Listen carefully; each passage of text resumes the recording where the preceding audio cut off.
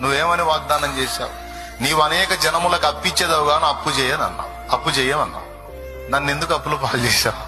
సరే నేనే చేసుకున్నాను అనుకో, మరి నువ్వు పిడికిలు విప్పు, కార్యాలు చెయ్యి, దూరాలు తెరు, సహాయం పంపు, కార్యాలు సఫలం చెయ్యి.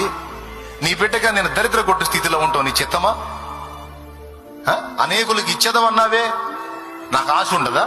10 మందికి సాయం చేయాలని ఆశ ఉండదా? నువ్వేమో అందరికీ సాయం చేస్తావు, సాయాలు చేసి నువ్వు ఆనందపడతావు. మరి నీ బిడ్డలుగా మాకు ఆనందం వద్దా? మా బతుకంతా ఎదుటి అడుక్కోవటం, ఎవరు సాయం చేస్తారని అడుక్కుంటాం, ఈ వేదంలో బతకటం నీకు ఇష్టమా? మేము నీ పిల్లలం కదా?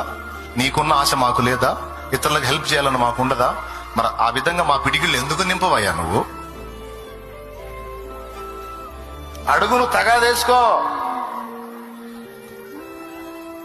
నీకు విరోధంగా